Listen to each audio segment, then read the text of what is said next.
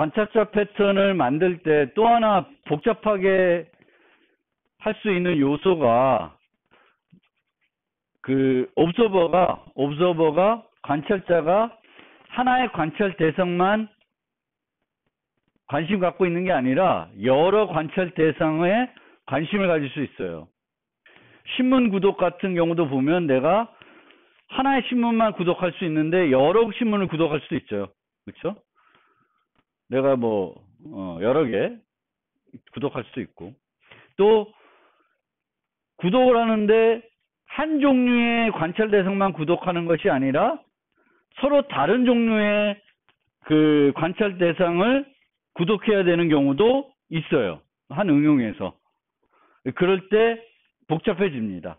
특히 이 경우에는 관찰자가 업데이트 메소드를 호출받을 때 누가 호출한 건지 알아야 되겠죠. 조선일보가 했는지, 한겨레가 했는지, 동아가 했는지, 여러 신문사 중에 누가 했는지를 알아야 되는 거잖아요. 거기에 따라서 행동이 달라질 수 있으니까. 그래서 그거를 구현하기 위해서는 이제 이런 게 필요한 거예요. 데이터만 만약 받는다. 푸시해서. 그러면 이 데이터가 한겨레에서 온 건지, 오마이뉴스에서 온 건지, 조선에서 왔는지, 동아에서 왔는지 알 수 없죠. 그러면 이런 식의 구분이 필요할 수 있어요. ID. 그러니까 뭔가 이게 어떤 관찰 대상에서 왔는지를 구분할 수 있게 해주는 요소가 필요합니다. 풀은 서브젝트를 보내죠. 서브젝트를 보내니까 실제 이 서브젝트를 통해서 구분이 돼요. 이 서브젝트가 어떤 애가 오는지에 따라서 구분할 수 있습니다. 서브젝트를 받아서 서브젝트의 네임 같은 거 get name 해가지고 얘가 조선인지 동아인지 한겨레인지 알 수가 있는 거죠. 물론 이 경우에도 좀 쉽게 구분하기 위해서 아이디 같은 거를 추가적으로 활용할 수 있습니다. 근데 기본적으로는 풀은 서브젝트를 인자로 받기 때문에 서브젝트를 이용해 가지고 식별할 수 있다라는 거고요. 같은 종류가 아니야. 이제는 신문도 있고 잡지도 있어요. 근데 잡지와 신문은 또 업데이트하는 내용이 달라. 주는 정보가 달라요. 그러면 주는 정보가 다르면 이제 이런 식으로 아이디를 통해서 또 데이터를 통해서 구분할 수가 있는 거죠. 그래서 데이터 A는 신문사다. 데이터 B는 잡지다. 그리고 잡지 중에서도 어떤 잡지? PC 매거진인지 요즘 무슨 잡지를 보나? 잡지도 안 보죠. 그렇죠? 그런 형태가 돼요. 여기는 업데이트. 근데 더 간편한 방법은 아예 업데이트 메소드 자체가 다를 수 있어요. 업데이트 메소드를 달리하는 거예요. 그러니까 신문사가 보내는 업데이트 메소드하고 또 잡지가 보내는 업데이트 메소드하고 다른 경우예요. 그러면 업데이트 A는 신문사들이 보내는 거고 업데이트 B는 잡지가 보내는 거가 되는 거예요. 그래서 이런 식으로 어떻게든 다중 서브젝트를 관찰하는데 내가 다중 서브젝트를 한 종류를 여러 개를 관찰하는 건지 한 종류도 여러 개 관찰뿐만 아니라 다른 종류도 여러 개 이렇게 관찰해야 된다 그러면 상당히 복잡한데 그것들을 구분할 수 있게 만들어야 되는 거죠.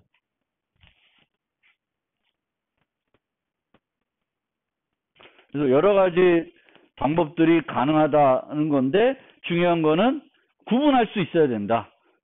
거기가 핵심이 되겠습니다.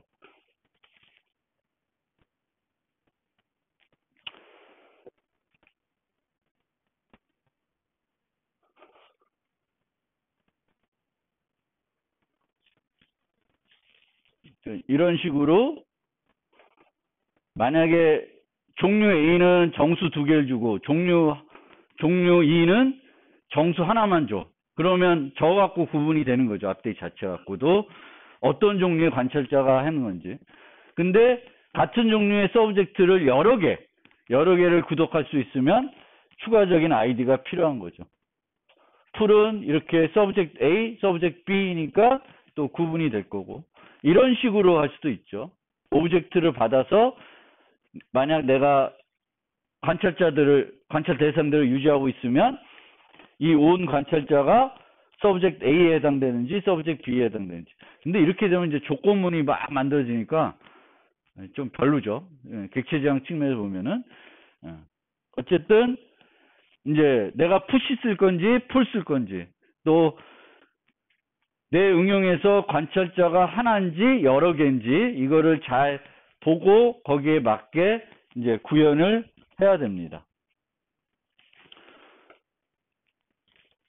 자, 그래서 관찰자 패턴을 구현해야 될 때 여러분들이 알고 있어야 되는 사항들은 다 좀 설명을 드렸고, 지금부터는 좀 예제를 좀 살펴보는데, 앞서 제가 그 교과목 소개 때, 교과목이래. 패턴 소개할 때, 이제 GUI에서 사건 처리가 관찰자 패턴하고 많이 유사하다라고 했습니다. 실제 어느 정도 유사한 건지를 한번 살펴보면은, 자바 FX 같은 경우에는 우리가 하나의 버튼이 있을 때 버튼의 사건 처리자를 하나만 등록하는 게 아니라 여러 개를 등록할 수 있어요. 보통은 우리가 set on action 해가지고 그 처리자를 등록하는데 set on action 쓰지 말고 add event handler라는 메소드가 있는데 얘를 이용하게 되면은 여러 개를 등록시킬 수 있습니다. 처리자를 여러 개를. 그러면 얘는 서브젝트에서 add observer와 되게 유사한 기능을 하고 있습니다. 그리고 observer는 자바 같은 경우에는 이런 핸들 메소드를 원래 구현하게끔 되어 있는 거죠. 그래서 이 핸들 메소드가 이제 observer의 업데이트 메소드하고 유사한 측면이 있습니다. 그런데 이 업데이트 메소드하고 관찰 패턴에서의 업데이트 메소드하고 어떤 차이가 있나요? 자동적으로 어떤 사건이 났을 때 호출된다는 측면에서는 업데이트 메소드와 비슷하죠. 그렇죠? 자동적으로 호출되니까. 그런데 이렇게 놓고 보면 얘는 푸시야 풀이야.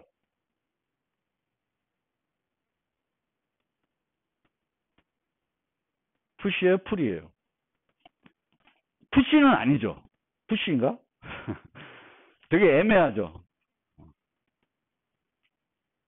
푸시인지 풀인지 되게 애매해요. 왜냐하면 이 이벤트에는 5만 가지 정보를 다 갖고 있어요. 보통 이 이벤트에서 get source 해가지고 사건 소스를 얻을 수 있습니다. 그럼 사건 소스는 이 측면에서는 서브젝트에 해당되죠. 그렇죠? 또 보통 이벤트에서 우리가 예를 들면 마우스 이벤트다. 그럼 뭘 얻을 수 있어요? 어떤 버튼을 눌러줬는지, 버튼에 클릭한 좌표를 얻을 수 있죠. 근데 이런 좌표나 클릭한 뭐 이런 버튼들은 푸시 같은 느낌이 들죠. 그래서 뭐 얘가 푸시다 풀이다 얘기하기에는 좀 그런데 동작 형태는 관찰자 패턴하고 비슷하다는 거예요. 여러 개를 등록할 수 있고 이 등록을 해놓으면은 자동적으로 내가 폴링하는 게 아니라 자동적으로 실행되는 거죠. 얘가 매번 얘한테 가서 눌렀나 안 눌렀나를 보는 게 아니라 등록만 해놓으면 클릭이 되면 얘를 자동적으로 호출해 주죠. 그런 측면에서는 관찰자 패턴하고 되게 흡사한 측면이 있다라는 거예요. 푸시로 보기도 그렇고 풀 보기도 그렇고요. 물론 getSource로 보면 풀이라는 측면도 볼 수는 있어요. 그리고 이제 나중에 우리가 살펴볼 건데 MVC 패턴이라는 게 있죠. 모델 뷰 컨트롤. 근데 이 모델 뷰 컨트롤에서 초기 MVC에서는 모델과 뷰는 관찰자 패턴으로 많이 구현을 했어요. 그래서 모델이 바뀌면 자동적으로 뷰한테 통보가 돼서 뷰의 모습이 바뀌는 거예요. 그래서 옛날에는 얘를 이제 그 관찰자 패턴으로 많이 구현했는데 지금은 그렇게 안 해요. 지금은 뷰와 모델과 직접적으로 소통을 잘 안 해요. 나중에 그건 설명드리는데 어쨌든 그렇습니다. 초기 MVC 모델에서는 모델과 뷰가 관찰자 패턴으로 많이 활용이 됐다. 이런 점도 좀 생각을 해주시고요. 그 다음에 보통은 우리가 패턴을 구현해야 될 때 라이브러리에서 가져다가 쓸 수 있는 게 아니라 내가 직접 다 구현을 해야 되는 거예요. 패턴들은. 어떤 패턴을 내 응용에 적용하고 싶으면 라이브러리에서 뭘 가져다가 쓰는 건 없는 거예요. 내가 직접 그 패턴에 맞게 내 정의할 클래스들을 그 패턴에 맞게 구현을 해야 돼요. 그런데 이 옵저버 패턴은 자바의 경우에는 초기 자바에는 이 옵저버 인터페이스와 옵저버블 클래스를 제공을 했어요. 그러면 내가 얘네들을 이용하면은 되게 쉽게 내 클래스를 서브젝트로 만들 수 있었고 내 클래스를 옵저버로 만들 수 있었어요. 근데 지금은 자바 9부터는 얘를 다 없앴어요. 날렸어요. 라이브러리에서. 그래서 지금은 쓸 수 없어요. 쓰면 안 되는 거죠. 디플리케이트 돼 있으니까. 근데 초기의 자바에는 얘를 제공했다. 근데 이 초기 모습에도 우리가 좀 눈여겨볼 게 몇 가지가 있습니다. 그래서 좀 이제 디플리케이트 했는데 이제 빼야 되는데 이 강의 자료에서 안 빼고 있어요. 어떻게 됐냐면은 이름이 observable이에요. 그럼 이름 자체로만 느끼는 보면은 인터페이스 같잖아. 그쵸? 근데 인터페이스가 아니야. 인터페이스가 아니라 이거 또 여기도 또 오타가 있네. 이게 abstract입니다. abstract.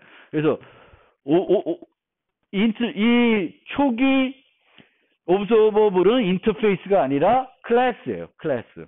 그래서 내가 내 데이터를 서브젝트로 만들고 싶으면 자바 라이브러리를 이용해서 만들고 싶으면은 얘를 상속받아서 만들면 돼요. 이렇게 만든 이유는 얘네들은 다 공통적으로 가능한 거였죠. 그러니까 어떤 서브젝트든지 얘네들을 만들어야 되는데 얘를 인터페이스 만들어 놓으면 얘가 할 일이 다 여기다 구현해야 되니까 SRP 측면에 별로 안 좋은 거죠. 그래서 이렇게 돼 있어요. 얘가 클래스다. 근데 얘가 클래스면 문제점이 뭘까? 아까도 설명드렸지. 어떤 애들은 얘를 이용 못해. 만약 웨더 데이터가 다른 클래스를 상속받아서 만들어야 되는 애면 자바는 다중상속이 안 되니까 자바 라이브러리에서 이런 observable 클래스하고 observer 인터페이스를 제공해도 활용을 못하는 거죠. 활용을 못하는 거예요. 그래서 얘가 왜 클래스로 만들었느냐 이해되겠죠. 그리고 얘가 클래스이기 때문에 한계가 있다. 얘가 만약에 얘가 아니라 다른 애를 얘 구현을 위해 다른 애를 상속받아야 되면은 얘를 상속받을 수가 없습니다. 그 다음에 기존에 우리가 봤던 거에는 add, delete, notify, observer 하나만 이렇게 세 가지 메소드만 있었죠. 근데 여기 보면은 두 개가 있어요. notify, observer가. 그리고 set change라는 게 있어요. 왜 두 개가 있을까? 왜 두 개를 만들었을까? 선택을 준 거예요. 푸시하고 싶으면 푸시, 풀하고 싶으면 풀. 그래서 얘는 푸시에 해당되고, 푸시가 아니라 풀. 얘가 풀, 얘가 푸시에 해당돼요. 얘가 데이터니까. 그러니까 푸시 풀을 다 할 수 있게끔 노티파이 오브저버를 두 가지 버전을 제공하고 있어요. 그 다음에 set change라는 걸 뒀는데 set change들은 protected 메소드예요. 그래서 이 set change들을 true로 안 바꿔놓으면 true로 세팅을 안 해주면은 notify observer를 불러도 통보가 안 돼요. 이건 뭐 하는 기능이에요? 관찰사 패턴에서 무슨 기능이죠? 설명 안 드렸었는데 지금까지. set change들을 true로 바꿔주지 않으면 notify observer 불러도 통보가 안 돼요. 그 얘기는 뭐냐면은 통보하는 횟수를 조절하고 있는 거예요. 그런데 이 통보하는 횟수는 누가 조절해야 될까? 서브젝트가 조절해야 될까? 오브저버가 조절해야 될까? 아니요. 오브저버가 조절해야 돼요. 왜? 물론 서브젝트가 조절할 수도 있겠지만 오브저버마다 필요한 게 다를 거예요. 오브저버마다 나는 한 길 간격으로 받아보고 싶은 사람이 있을 거고, 짧은 간격으로 받아보고 싶은 사람도 있을 거고, 니드는 오브저버들이 다양하겠죠. 그러면 서브젝트가 각각의 다양한 니드에 맞게끔 다양하게 만들어줘야 된다? 그건 아니에요. 서브젝트는 그냥 새로운 데이터가 있을 때마다 던져주는 거예요. 제가 필요하든 안 하든. 그러면 오브저버는 어떻게 하면 돼? 내가 필요 없으면 처리 안 하면 되고 필요하면 처리하면 돼요. 그래서 실질적으로 통보하는 횟수의 조절은 서브젝트가 하는 게 아니라 일반적으로는 누가 해야 돼? 오브저버가 해야 돼요. 그리고 서브젝트와 오브저버가 아니라 서브젝트가 해야 될 경우에도 서브젝트에 구현하는 것보다 중간 자료 하나 더 두는 게 좋아요. 얘한테 그 기능을 옮기는 거예요. 왜냐하면 또 SRP 그 얘기가 있고 얘가 복잡하니까 얘는 그냥 단순하게 항상 데이터가 변할 때마다 업데이트를 부르게끔 하는 거예요. 업데이트를 넘겨주게끔. 그래서 그 구현을 원래 서브젝트, 오브저버 해야 되는데 너무 복잡해. 그리고 뭔가 해주고 싶어. 그러면 여기다 만들지 말고 하나 더 만들어서 이 중간자가 그 관찰자에 맞게 조절해 주게끔 중간자를 하나 두면 돼요. 그래서 그런 형태로 얘가 하나 들어와 있다는 거예요. 근데 이 자체가 좋은 설계 방법인지는 여러분들이 또 생각을 해봐야 돼요. 그리고 이제 아까 문제가 얘가 상속을 해서 해야지만 얘를 쓸 수 있었죠. 근데 내가 상속을 못해. 왜냐면 웨더 데이터는 다른 걸 상속받아야 돼. 그러면 어떻게 해야 돼? 그러면 어떻게 하냐면 이런 식으로 has A로 걔를 유지해서 쓰시면 돼요. has A로. 그러니까 자바에서 옛날에 오브저버블이 있었다. 오브저버 있었는데 얘를 이용해서 나를 관찰사 패턴의 서브젝트로 만들고 싶다. 그럼 상속받는 게 1번. 근데 상속받을 수가 없어. 다중상속 때문에. 그럼 2번은 이런 클래스를 만들고 얘를 멤버로 유지하는 거예요. 왜냐하면 이 set change들을 처리해야 될 게 있어요. 처리해줘야 돼요. 얘가 프로텍트이기 때문에 얘를 쉽게 쓰려고 그러면 얘를 퍼블릭으로 바꿔줘야 돼요. 상속하면 내가 프로텍트도 내 마음대로 할 수 있는데 상속이 아니라 해제가 되면 내 마음대로 안 돼요. 그래서 요거까지 된 어떤 그 클래스를 만든 다음에 이 클래스를 여기에 멤버 변수로 유지하고 이런 식으로 하는 거예요. 그리고 이제 아까 얘기했듯이 this data, pull, push 이런 방식으로 쓰시면 돼요. 그래서 그거 관련해서 하면 얘네는 이렇게 돼 있어요. 업데이트가 이렇게 돼 있어요. 업데이트. 그러니까 업데이트를 라이브러리로 만들어 주다 보니까 서브젝트마다 필요한 데이터는 고정될 수가 없죠. 다양한 서브젝트가 오브저버가 존재할 수 있으니까 다양한 오브저버마다 쓸 수 있는 업데이트 메소드를 선언해 놔야 돼. 그러니까 선언할 방법이 별로 없죠. 범용적으로 만들어놔야 되니까. 그래서 어떻게 했냐면 범용 클래스 이용하는 게 아니라 이런 식으로 만들어놨어요. observable, subject, object, data 이렇게. 그러면 만약에 내가 이 업데이트 메소드를 웨더 데이터를 이용해서 만들고 우리 앞에 봤던 얘를 이용해서 만들고 싶어요. 그럼 뭘 만들어야 돼? 원래는 온도, 기압, 습도 세 가지 정보를 전달해 줬죠. 근데 얘를 오브젝트로 전달 안 되잖아. 그럼 어떻게 해야 돼? 데이터 클래스 하나 만들어야 되는 거지. 온도, 습도, 기압 정보를 유지하는 데이터 클래스를 만들고 그 데이터 클래스를 여기로 전달해야 돼. 그럼 또 거기서 이 오브젝트를 타입 변환해서 또 받아야 되는 거죠. 번거로운 거지. 그리고 두 가지 방법이 있는데 얘를 이용하면 여기에 this를 넘어가고 얘는 null이 되는 거예요. 얘를 이용하면 얘가 null이 되고 얘는 이제 뭐 여기 this가 가도 되겠죠. 가도 되고 여기에 이제 실제 데이터가 가는 거예요. 그래서 그런 식으로 라이브러리로 되게 특이하게 만들어져 있었어요. 근데 여기서 여러분들이 이제 볼 수 있는 게 생각해야 될 지점이 요 set change라는 들어가 있는 개념을 좀 보실 필요가 있고 그렇습니다. 그리고 보통은 이런 패턴들은 라이브러리에서 그 패턴을 쉽게 만들기 위해 뭔가 제공해 주는 경우는 없는데 자바는 이 observe 패턴은 흔하게 많이 쓰니까 이렇게 만들어 놨고 지금은 얘를 다 없앴어요. 없애고 대신에 비싼 게 뭐가 있냐면 이런 게 있어요. property change listener. 그래서 얘를 이용하면은 자동적으로 뭔가 property가 change 될 때마다 자동 통보해줘요. 등록해 놓으면. 그래서 우리가 이제 observe 패턴을 좀 간단하게 쓰고 싶다.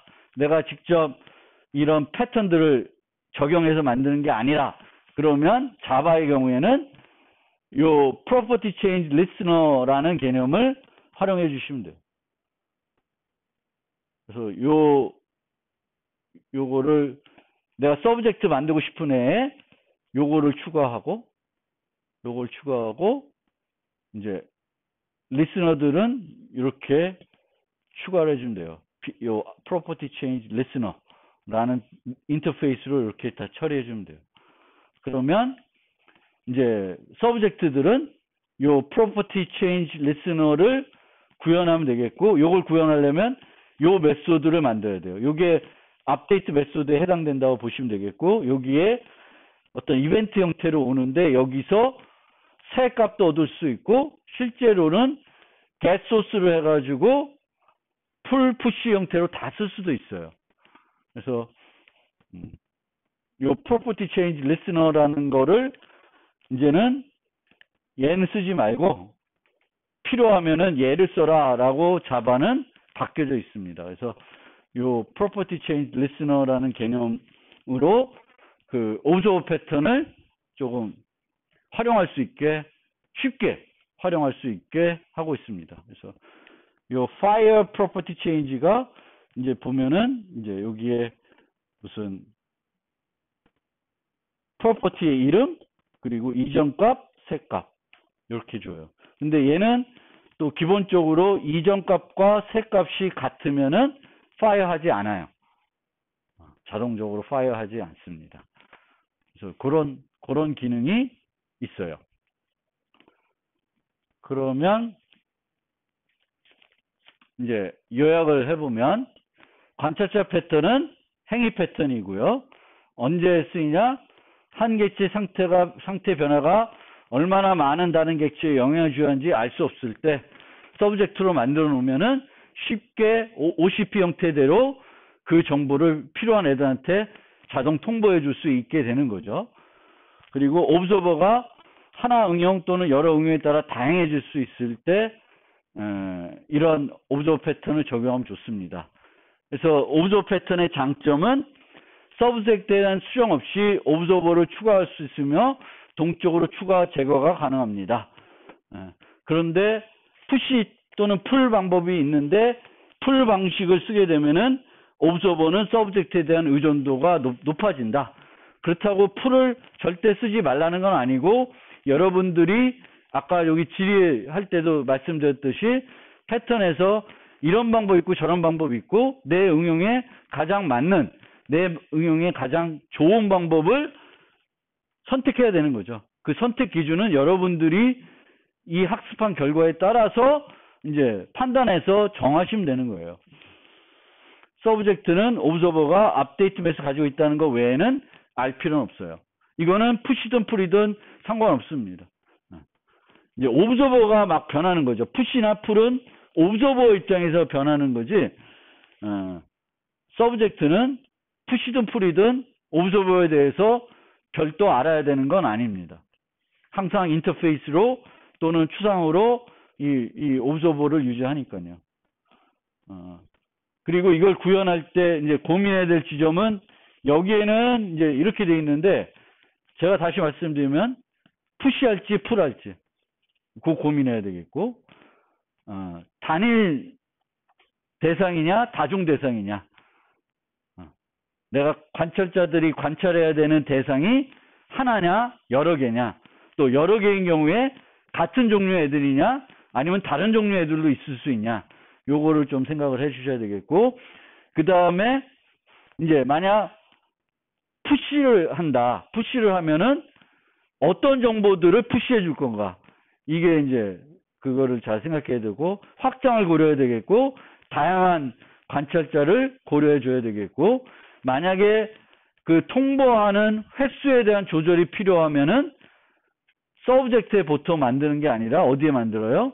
오브저버에 만들어서 각 오브저버가 자기에 맞게 이제 받은 거를 사용할지 말지는 오브저버가 결정하게끔 하는 게 구현에 더 깔끔하게 구현할 수 있어요. 서브젝트가 복잡해지지 않겠죠. 거기다가 통보 수준을 넣으면.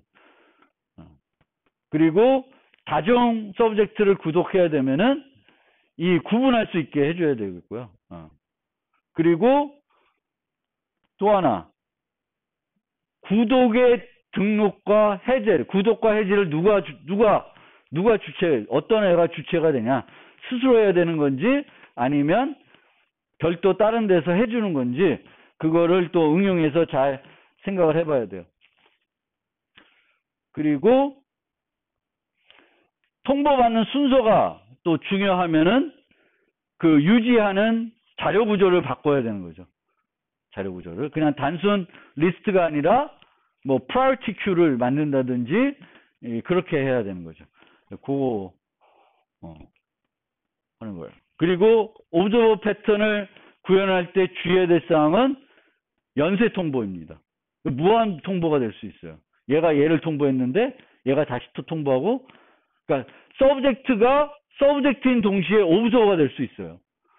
얘가 얘를 통보했는데 얘는 얘를 통보하고 얘는 또 얘를 통보하면 이렇게 돌아가는 거죠. 계속 무한 반복되겠죠. 그래서 서브젝트가 오브저버에게 통보하고 이 오브저버가 서브젝트예요. 재차 다른 오브저버에게 통보하는 형태. 그러니까 가장 좋은 건 서브젝트는 서브젝트만 해야 되고 오브저버는 오브저버만 해야 돼요. 서브젝트가 서브젝트인 동시에 오브저버가 되고 오브저버가 오브저버인 동시에 서브젝트가 되면 되게 복잡해지는 거예요. 그래서 그거를 또 생각을 해야 되는 거예요. 그리고 이 통보들이 복잡하면은 아까도 말씀드렸듯이 중간에 뭔가를 둬서 얘한테 어떤 위임해주는 복잡한 거를 서브젝트에 구현하는 게 아니라 그래서 그런 클래스를 또 패턴을 나중에 설명드리겠지만 미디에이터 패턴이라고 그래요. 중개자 패턴. 그래서 미디에이터를 서브젝트와 오브저버드 사이에 두는 거예요. 그럼 서브젝트는 얘한테만 통보하는 거지. 얘가 다 처리해 주는 거예요.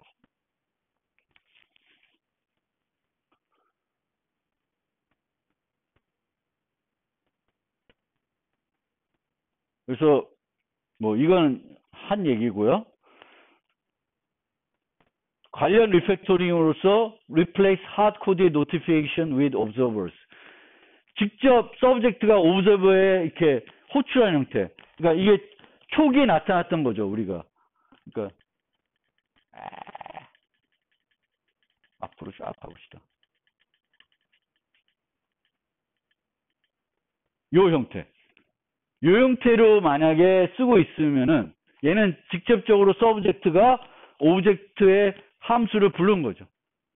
이런 형태가 되면 이런 형태는 관찰자 패턴으로 바꾸는 게 효과적이고, 특히 언제 더 효과적이냐면 1대1이 아니라 1대4인 경우에 효과가 있습니다. 구체적으로 상대방을 부르는 게 아니라 이제 하는 거죠. 1대1이면 굳이 패턴을 적용해야 될까? 그렇죠. 그러니까 1대1이면 목록을 유지하는데 그 목록에 뭐만 항상 몇 개가 있는 거야. 1대1이면 하나만 있는 거죠. 그러면 그 하나를 위해 리스트를 유지하고 add, remove 뭐 이거 만들어 놓을 이유가 없는 거죠. 근데 1대1이라도 지금은 1대1이지만 이게 1대4로 충분히 확정될 수 있으면 미리 오브저버 패턴을 적용해서 처리할 수 있습니다. 그래서 1대4로 바뀌면 이제 오브저버 패턴을 적용하면 좋고요. 관련 패턴으로 그 미디어 패턴이 있습니다. 그래서 서브젝트와 오브저버 사이 위치에서 중계하는 객체를 둘 수 있고, 이 객체는 통보되는 빈도 및 통보하기 전에 필요한 사전 처리를 여기서 할 수 있어요. 그러니까 항상 우리가 SRP 얘기를 하죠. 이쪽이 복잡해지면 그 복잡해지는 걸 끄집어내는 거예요. 끄집어낼 때 방법들이 다양하게 있는 거죠. 자, 이제 오브저버 패턴에 대한 설명은 이제 다 끝난 것 같고요. 퍼블리셔 서브스크라이버 패턴에 대해서 좀 설명을 드릴게요. 얘를 줄여서 펍서브 패턴이라고 그래요. 근데 펍서브 패턴이라고 하는데 얘는 설계 패턴이 아니에요. 설계 패턴이 아니라 아키텍처 패턴이에요. 전체 응용을 이렇게 만들라라는 거예요. 그러니까 실제 어떤 응용을 만드는데 그 응용의 핵심이 어떤 애들의 상황을 다른 애들한테 통보하는 게 그 응용의 핵심이에요. 그러면 이 응용 전체가 오브저버 패턴화돼야 되는 건데, 그때 이제 많이 쓰는 게 오브저버 패턴이라기보다는 펍서브 패턴이라고 생각하시면 돼요. 정보 제공자와 구독자 사이에 메시지 주고받을 수 있는 프레임워크를 만들어주는 패턴이에요. 그래서 메시지 중개인 브로커를 활용하게 됩니다. 브로커라는 거. 그래서 이 브로커에서 메시지 필터링, 메시지 올바른 구독지 전달하는 역할을 합니다. 정보 제공자는 채널에 메시지를 게재하며 구독자는 관심 있는 채널을 구독합니다. 그러니까 이 얘기는 뭐냐면, 오브저버 패턴에서는 관찰자가 직접 관찰 대상에 구독을 했어요. 아까 커런트 디스플레이가 웨더 데이터한테 등록해서 쓰고 있죠. 근데 여기서는 관찰자가 관찰 대상에 직접 등록하는 게 아니라 중간에 브로커들이 있는데 그 브로커에 등록하는 거예요. 그래서 정보 제공자, 구독자 간에 직접적인 연결이 없습니다. 그러니까 이 그림을 하나 추가할 필요가 있는데, 이게 브로커고요.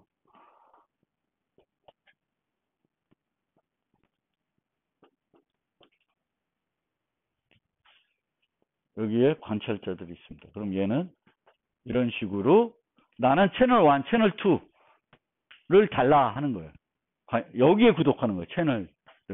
그럼 얘는 데이터가 있을 때 나는 채널 1에다가 또는 채널 3에다가 데이터를 새로 생기면 쏴줘요. 그럼 이 브로커가 채널 3에 등록하고 있는 그 관찰자들한테 알려주는 그런 방식이 이 펍서브 패턴입니다. 브로커라는 게 있고, 이 브로커가 채널별로 이렇게 관리를 하고 있는 형태예요. 그래서 퍼블리셔는 오브저버와 어떤 관계도 안 맺어요. 퍼블리셔는 브로커에게 특정 채널로 메시지를 보냅니다. 데이터를.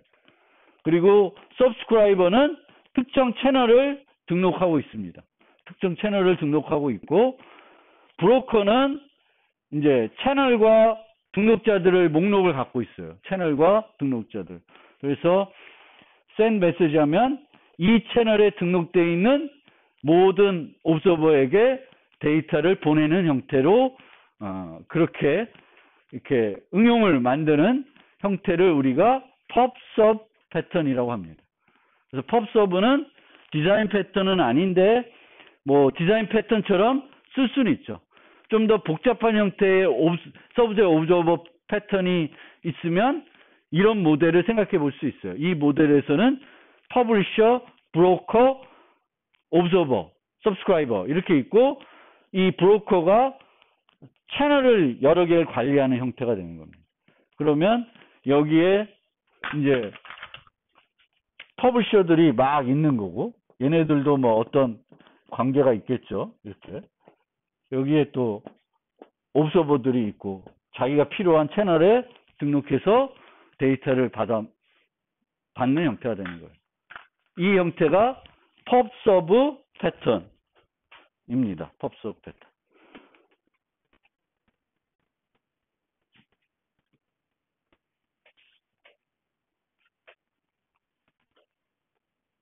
이 얘기는 내일 할까?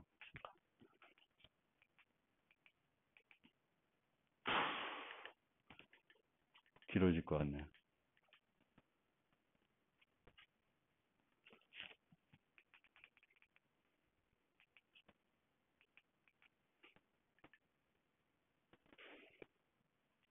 파이썬은 간단한 것부터 얘기할게요. 파이썬은 별거 없어요. 파이썬 코드 옵저버 패턴 구현할 때. 그리고 파이썬은 실제로는 여기에 옵저버를 상속 안 받아도 돼. 안 받아도 똑같은 이름의 업데이트 메소드만 서명만 만들어 놓으면은 여기에 등록하고 통보받을 수 있어요. 파이썬은. 그렇죠? 꼭 요 옵저버를 상속해서 안 해도 돼요. 왜냐하면 덕 타이핑이기 때문에 여기 들어와서 이 애가 업데이트 메소드만 갖고만 있으면 돼요. 그래서 굳이 옵저버를 안 해도 돼요. 상속 안 받아도 되는데, 비슷하게 이제 자바와 C++와 비슷한 게 구현을 하게 되면은 이제 이런 식으로 구현할 수 있고, 이제 파이썬은 다중상속이 되니까 뭐 서브젝트를 이런 식으로 만들어도 아무런 문제 없죠.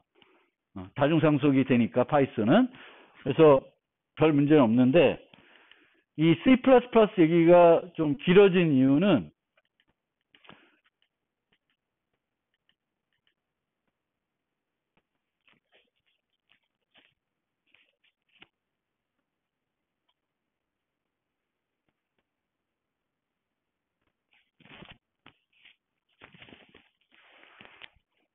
다양성을 지원하는, 그냥 잠깐만 얘기하고 내일 마무리할게요. 어떤 얘기를 하고 싶은지만 말씀드릴게요. 다양성을 지원하는 자료 구조를 만들어 쓰고 싶어요. 다양성을 지원하는 C++에서. 그러면 C++에서 이런 식으로 덕 포인터를 유지해 가지고 이제 그 다양한 오리들을 유지하려고 하는 거죠. 다양한 오리들을 유지하려고 하는 거예요. 그런데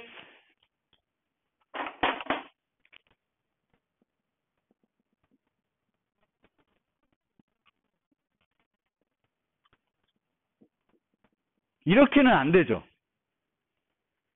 이렇게 유지할 수는 없죠. 오리를 유지하는 게 아니라 오리에 상속받은 애들을 유지하는 거예요. 덕이 좀 헷갈리면 늘 제가 쓰는 예제, 펫을 여기다 놓고 여기다가 강아지도 유지하고 고양이도 유지하려고 그래. 그럼 이렇게 하면 안 되죠. 그게 오브젝트 슬라이싱이 일어나죠. 그렇죠? 얘가 여기 안 되잖아요. 그리고 나중에 뭐 0. 뭐 해도 안 되죠. 그러니까 뭐가 안 되냐면 레이트 바인딩이 안 되잖아. 레이트 바인딩에서 여기에 맞는 애들끼리 하려고 그러면 포인터가 돼야 되는 거죠. 그리고 포인터, 이 레이트 바인딩이 되려면 참조나 포인터를 해야 되는데, 그러면 이게 안 되고 이런 형태로 가야 되잖아. 근데 이렇게 되면 이렇게 처리할 수 있고 이렇게 처리할 수 있는데 둘 다 마음에 안 들어. 저는. 얘는 이렇게 되면 어떻게 되는 거야? 뉴에서 넣었어요. 뉴에서 넣었으면 저 자료 구조를 다 쓰고 나서 어떻게 해야 될까? 딜리트 책임은 누구한테 있나? 이제 이 자료 구조에 다양한 종류의 애완동물이 합시다. 그럼 다양한 종류의 애완동물을 유지하고 싶어. 그러면 이 애완동물 유지하기 위해서 뉴에서 넣었어요. 그러면 동적 할당된 애들이 주소들이 막 유지되고 있는 거지.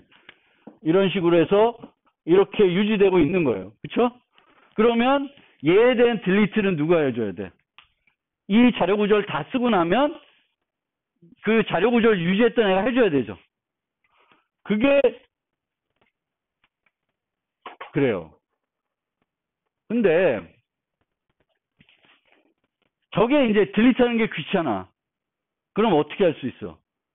이런 식으로 생각해 볼 수 있는데, 근데 이건 또 무슨 문제가 있을까? 이렇게 쓰면 포인터를 쓰고 기존의 애들을 주소로 받아서 저장해요. 그럼 어떤 문제가 있나? 얘 수명이 뭐보다는 길어야 돼. 벡터의 수명보다는 길어야죠. 얘는 벌써 죽었는데 벡터가 주소 유지하고 있으면 아무 의미가 있나? 의미가 없죠. 그러니까 이렇게 쓰는 것도 걸려. 근데 얘를 쓰면은 반납에 대한 책임을 내가 해야 되니까 번거로운 거야. 그럼 이제 무슨 방법이 있어? 이런 거를 쓰는 방법이 있어요. 그래서 그거와 관련된 얘기를 하려고 하는데 이거 너무 길어지니까 이 얘기는 내일 실습 얘기하면서 좀 얘기할게요. 그러니까 여러분들이 실제적으로 C++ 즐겨 쓰시는 분들이 다양성을 지원하는 객체를 자료 구조에 유지할 때 어떤 식으로 유지했고 어떻게 사용했는지를 한번 생각을 해보시고 여기 있는 내용이 맞는지 한번 봐주세요. 제가 틀렸을 수 있으니까. C++를 그러니까 요번에 다시 한번 이 옵저버 패턴과 관련된 그 뭐죠? 그 실습 자료를 만들다 보니까 여기에 이제 그 서브젝트가 뭘 유지해야 돼? 옵저버들을 유지해야 되죠. 근데 옵저버들을 유지하는데 옵저버 자체를 유지하는 게 아니라 포인터를 유지를 해야지만 그게 다양성이 되는 거 아니에요. 여기 current display, 뭐 statical display, 뭐 여러 옵저버들이 있는 거죠. 옵저버 인터페이스가 있고 추상 클래스가 있고. 그래서 그거를 하다 보니까 이렇게 쓰는 게 맞는 건지 근데 이렇게 해서 코딩을 해놨거든요. 뭐 코딩은 되지. 근데 실제적으로 그러면 내가 자료 구조 만들 때 이렇게 써야 돼, 이렇게 써야 돼. 그리고 이렇게 쓰든 이렇게 쓰든 헷갈린 게 뭐냐면은 내가 이렇게 만들어 놨는데 new에서 전달하지 않고 이렇게 전달할 수도 있어요. 그렇죠? 그럼 내가 나중에 딜리트하면 딜리트하는 게 아니지.